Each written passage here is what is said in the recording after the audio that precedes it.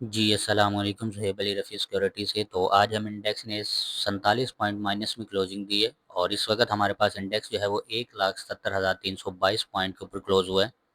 और आज के वॉल्यूम की बात की जाए तो हमारे पास मार्केट में आज हमें 218 मिलियन का वॉल्यूम देखने को मिला, जो कि काफ़ी एवरेज वॉल्यूम है। और यहाँ पे मैं आपको थोड़ा सा टेक्निकल्स करके बताऊंगा कि हमारे पास के एस सी 100 का जो नेक्स्ट टारगेट है वो किस तरफ रहेगा, मूव किस तरफ रहेगा। और उसके बाद कुछ कुछ स्टॉक्स हैं जिनको मैं टेक्निकल के ऊपर आपको एक्सप्लेन करने की कोशिश करूंगा, जिनमें आई-10 है, टीआरजी है और ओजीडीसी है। तो हम यहाँ पे डायरेक्ट जो है वो केएससी 100 के टेक्निकल के ऊपर चलते हैं।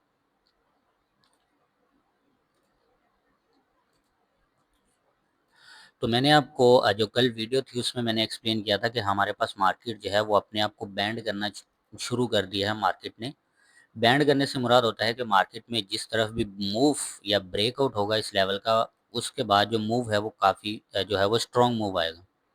तो ये मूव मैं थोड़ा-सा आपको यहाँ पे थोड़ा-सा बैंड जो मार्केट अपने आप को कर रही है, मैं थोड़ा-सा वो आपको लगा के दिखा देता हूँ। तो ये हमारे पास मार्केट अपने आप को बैंड कर रही है और ये मार्केट में बैंड है और मार्केट अपने आप को इसी एरिया के अंदर ही रोटेट कर रही है। जिस तरफ भी ब्रेकआउट होगा मार्केट का, या इस तरफ अगर वो पहले इस तरफ ब्रेकआउट कर देती है तो एक अच्छी बात है, अगर जिस तरफ ब्रेकआउट होगा तो मार्केट उसी तरफ ही जाएगी।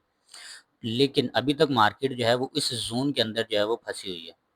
जब तक इस ज़ोन से निकलेगी नहीं, बिलफ़र्ज़ अगर हमारे पास मार्केट में ब्रेकआउट हो जाता है, मैं आपको थोड़ा-सा एक्सप्लेन कर देता हूँ। तो हमारे पास मार्केट जो है वो ब्रेकआउट कर देती है डाउन साइड का। तो मैं आप यहाँ पे आपको सप्लाई लगा के दिखा देता हूँ। हमारे पास ये सप्लाई अगर यहाँ से मार्केट में ब्रेकआउट कर देती है इस लेवल से, तो हमारे पास डायरेक्ट पहला लेवल होगा मार्केट का, डाउन साइड का, वो ये होगा। ये लेवल नहीं होगा, ये जस्ट एक रीटेस्टिंग होगी। यहाँ पे मार्केट जो है वो क्लोज कर सकती है, यहाँ पे ठहर सकती है, लेकिन इसको सस्टेन नहीं कर सकती। मार्केट को सस्टेन करने के लिए सिर्फ ये एक पैटर्न है या यही एक जोन है जहाँ पे मार्केट अपने आप को सस्टेन करने की कोशिश करेगी। लेकिन अगर इससे ऊपर रहती है तो इसका मतलब है कि ये पैटर्न, ये जो हमारे पास मार्केट ने यहाँ से पोजीशन ली थी, पोजीशन से मुराद जहाँ से इसने जो है वो बाइंग मोमेंटम स्टार्ट किया था, मार्केट दोबारा उस वाले लेवल को टच किए बगैर ही ऊपर जा रही है। तो इसका मतलब है कि वो यहाँ से लिक्विडिटी ऑलरेडी उठा चुकी है। अब मैं आपको यहाँ पे आज का जो सेशन है वो एक्सप्लेन कर देता हूँ कि हमारे पास ये वाला एरिया ही रिजेक्शन जोन क्यों बना। हमारे पास आज का जो सेशन है गैप अप ओपनिंग होती है, हमारे पास 1105 पॉइंट की, उसके बाद मार्केट इसके अंदर कंसोलिडेट करती है। तो यहाँ से ही रिजेक्शन क्यों आई? क्योंकि रेजिस्टेंस लेवल हमारे पास ये है, ये रेजिस्टेंस लेवल है। यहाँ से रिजेक्शन क्यों आई? क्योंकि मार्केट को अगर रेजिस्टेंस लेवल पे जाना था तो पहले 179 को टच करते नीचे आती, लेकिन इसी वाली लेवल से क्यों? क्योंकि यहाँ पे मार्केट ने जो है वो अपनी सप्लाई जो है वो ऑलरेडी कंप्लीट की। मैं इस वाले लेवल से ही लगा के दिखा देता हूँ आपको। यहाँ से एक्यूरेट डिमांड डिमांड आई मार्केट में, ठीक है। यही एक रिजेक्शन जोन, क्योंकि यहाँ पे डिमांड ऑलरेडी खत्म थी मार्केट के पास, तो इसलिए हमें यहाँ पे सप्लाई देखने को मिली।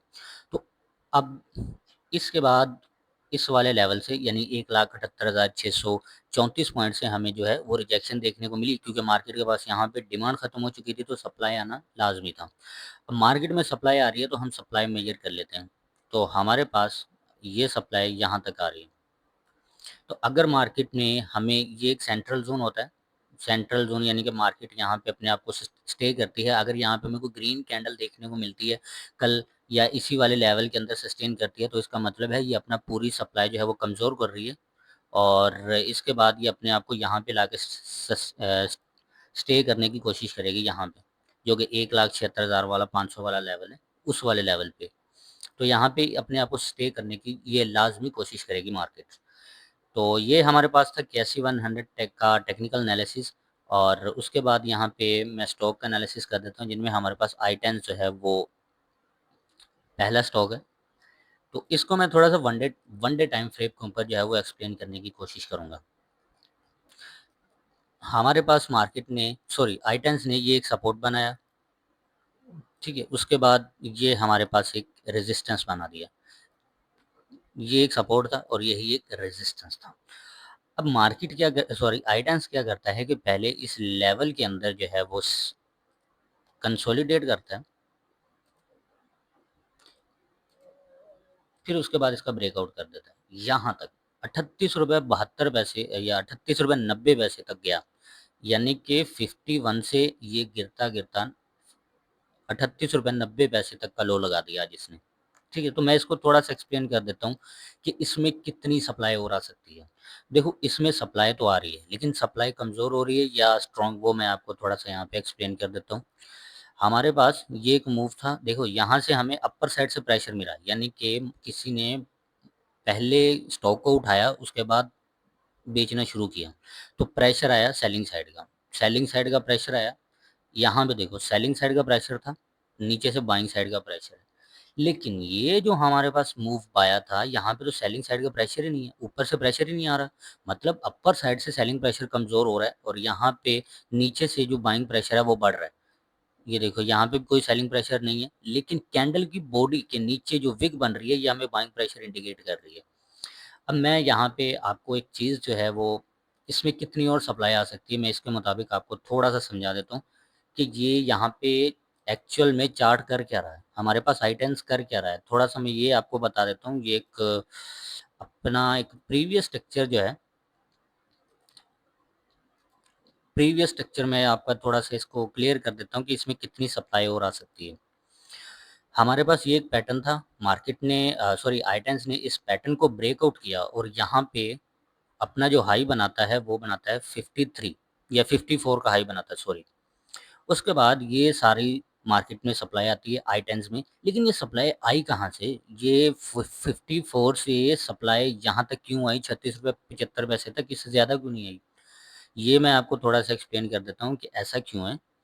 देखो यहाँ पे एक एलिप्स है, एलिप्स से मुराद है कि जो पैटर्न जहाँ से हमारे पास स्टॉक गिरता है, जिस कैंडल से, मैं आपको यहाँ पे एक थोड़ा सा शॉर्ट तरीके से समझा देता हूँ कि हमारे पास जिस तरह की कैंडल बनती है, देखो ये एक पूरी की पूरी कैंडल है, ये 1 डे की कैंडल मैं आपको यहाँ पे एक्सप्लेन कर देता हूँ।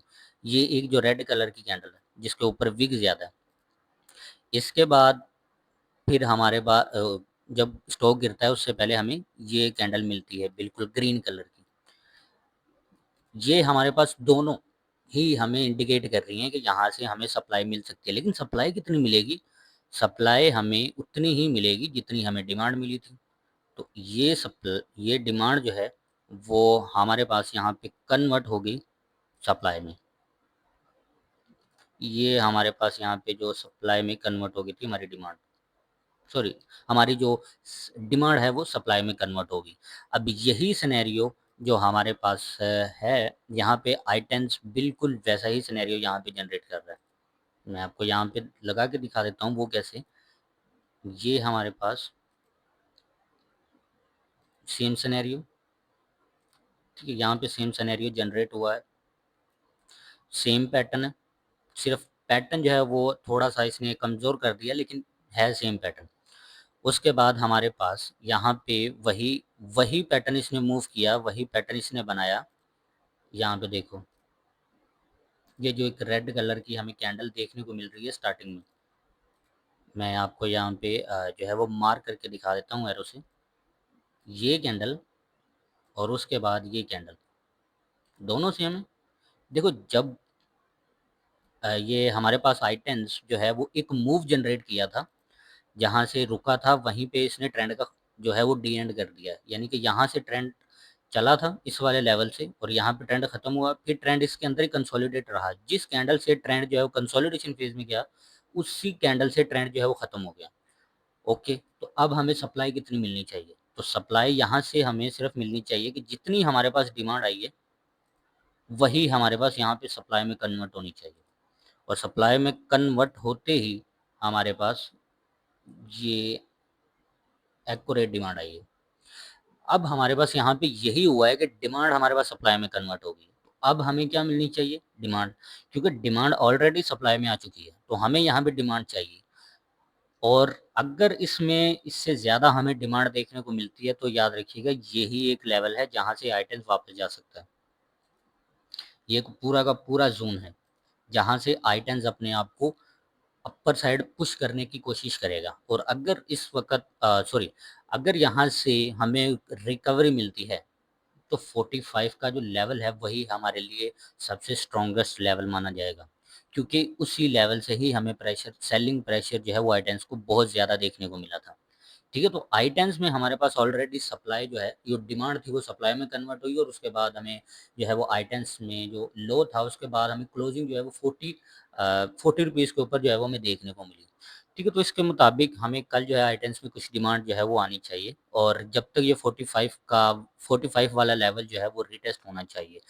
ये 1 दिन में नहीं हो सकता, 2 दिन में, 3 दिन में हो सकता है ये, लेकिन रीटेस्ट लाज़मी है, अगर ये अपने आप को डाउन डायरेक्शन लेके जाना चाहता है तो।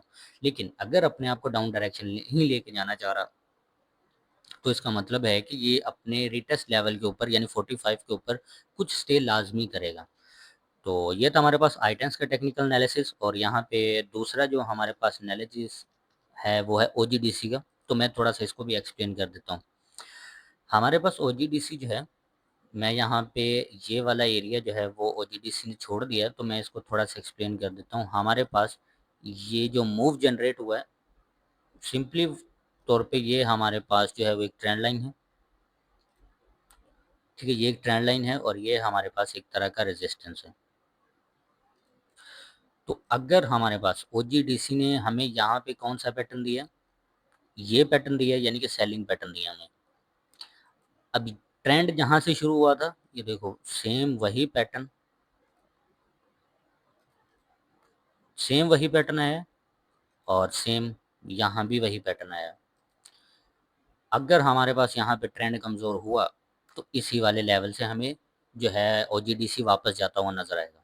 लेकिन जिस तरीके से इसमें प्रेशर आ रहा है, मुझे लगता नहीं है कि ओजीडीसी इसी वाले लेवल से वापस जाएगा। ओजीडीसी में मैक्सिमम साइड पे हमें जो सब यहाँ तक मेरे मुताबिक जो कि मुझे लग रहा है, जो पर्सनली मुझे लग रहा है, वो है ये वाला। ये जो मार्केट ने सॉरी ये जो गैप छोड़ दिया है, इसको कहते हैं इस वाले लेवल के बिल्कुल ऊपर ही बार-बार रिजेक्ट करता रहा है ओजीडीसी अपने आप को और एक दफ़ा इस वाले पोर्शन को फ़ेल करना चाहिए, फिर ऊपर जाना चाहिए। उसका रीज़न ये है क्योंकि यहाँ से अपर साइड की जो लिक्विडिटी होती है ना उसको कलेक्ट कर चुका है और उसके बाद डाउन साइड की लिक्विडिटी किसने कलेक्ट करनी है। अब यहाँ पे सपोर्ट है, ये तो सबको पता है, 313 के ऊपर, 312 के ऊपर सपोर्ट है, तो यहाँ पे स्टॉप लॉस तो जनरेट होंगे, यानी कि आपकी लिक्विडिटी पड़ी होगी यहाँ पे, मैक्सिमम साइड पे लोगों ने स्टॉप लॉस लगाए होंगे। अब ये जो है ये प्रॉपर जो है वो फेक आउट है। तो अगर यहाँ से रिवर्सल आता तो हमें कुछ ऐसा पैटर्न देखने को मिलना था। ये जो हमें अपर साइड से प्रेशर आ रहा था, ये प्रेशर नहीं था हमें देखने को मिलना, हमें डाउन साइड से प्रेशर देखने को मिलना था। लाइक अगर ये देखें ना यहाँ पे, ये का पूरा पोर्शन आप चेक करो, तो हमें कैंडल के नीचे से प्रेशर देखने को मिल रहा है, जो हमें इंडिकेट कर रहा है कि यहाँ पे बायर एक्टिव हैं। लेकिन यहाँ पे हमें अपर साइड से प्रेशर देखने को मिल रहा है, जो कि हमें बता रहा है यहाँ पे सेलर एक्टिव हो चुका है। ठीक है, तो ओजीडीसी की अगर हम बाइंग करना चाहें तो मेरे मुताबिक 313 से 305 के दरमियान होनी चाहिए ओजीडीसी की बाइंग। लेकिन यहाँ पे दोनों सिनेरियो हो सकते हैं। देखो ये सपोर्ट जो हमारे पास ओजीडीसी ने 323 रुपए का लिया, ये भी हो सकता है। अगर हम यहाँ पे सप्लाई की बात कर लें तो सप्लाई हमारे पास इसी वाले लेवल पे ख़त्म होती है ओजीडीसी की, 323 रुपए के ऊपर। लेकिन अगर सप्लाई यहाँ पे बढ़ी, क्योंकि यहाँ पे सेम पैटर्न फॉलो है और सेम ही कैंडलस्टिक पैटर्न बने हैं, ठीक है, तो इसके बाद यहाँ पे स्टे कर सकता है ओजीडीसी और उसके बाद फिर एकदम से सप्लाई आ सकती है। तो यहाँ पे हमारे पास तीसरा स्टॉक है टीआरजी। तो टीआरजी को मैं थोड़ा सा यहाँ पे एक्सप्लेन कर देता हूँ कि हमारे पास टीआरजी जो है वो कहाँ तक जाएगा। हमारे पास टीआरजी जो है वो एक पैटर्न्स जो है वो यहाँ पे फॉलो कर रहा है। ये एक ट्रेंड लाइन है, इसी ट्रेंड लाइन के ऊपर ही ये अपने आप को जो ब्रेकआउट कर रहा है, यानी कि इसके ऊपर ही बार-बार इससे फेस कर रहा है प्रेशर डाउन साइड का। अब यहाँ पे 2 चीज़ें जो हैं वो क्रिएट हो चुकी हैं टीआरजी के अंदर। अगर टीआरजी हमारे पास इस वाले लेवल से रिवर्स करता है तो बेस्ट है। ये एक पूरा का पूरा ज़ोन है जहाँ से टीआरजी अपने आप को रिमूव जो है वो बुलिश पैटर्न यानी कि बुलिश प्रेशर आ सकता है। मैं आपको थोड़ा-सा पैटर्न बना के दिखा देता हूँ किस तरह का जो है वो प्रेशर आ सकता है इसमें बुलिश। ये होता है हमारे पास किसी भी एरिये को ट्रैप करने का, यहाँ से या तो इस वाले लो से ऐसे प्रेशर आ सकता है, ठीक है? या फिर हमें इसी वाले एरिये के अंडर यानी कि इस कैंडल के अंदर ही रिवर्सल देखने को मिल सकता है। वो कैसे? देखो मैं आपको यहाँ पे सप्लाई लगा के दिखा देता हूँ। तो हमारे पास जहाँ पे सप्लाई ख़त्म होगी, हमें ये सप्लाई चाहिए, एग्जैक्ट, और यही सप्लाई हमने यहाँ पे लगाई है, और इस सप्लाई के मुताबिक हमारे पास ये रहा इसका रिवर्सल जोन 54, यही इसके लिए एज ए रिवर्सल जोन होगा। और अगर ये अपने आप को यानी कि अपना वॉल्यूम बस्ट करना चाहता है, वॉल्यूम बस्ट से मुराद होता है जो कि प्रीवियस कैंडल का लो होता है, उसको एज अ जस्ट मैं आपको बताता हूँ, यहाँ से थोड़ा सा मूव डाउन करके दोबारा ऊपर जा सकते हैं, क्योंकि ये एक वॉल्यूम बस्ट एरिया है। तो अगर ये वॉल्यूम बस्ट करेगा तो इसका मतलब है ये अपने आप को बहुत ऊपर लेके जाना चाहता है, अगर नहीं तो फिर ये मैक्सिमम साइड पे अपने आप को इस जोन के अंदर लेके जाएगा 75। मैं आपको यहाँ पे डिमांड लगा के दिखा देता हूँ कि इसमें कितनी डिमांड आएगी। ये डिमांड हमारे पास यहाँ पे कन्वर्ट हो जाएगी, अगर इस वाले लेवल से हमें उठता है तो ये डिमांड यहाँ पे कन्वर्ट हो जाएगी हमारे पास 76 तक। लेकिन अगर ये दोबारा इसी वाले लेवल से उठता है तो हमारे पास ये डिमांड 72 तक जो है वो कन्वर्ट हो सकती है। ठीक है, तो आज के लिए फ़िलहाल इतना ही। अब मिलते हैं आने वाली नेक्स्ट वीडियोज़ में।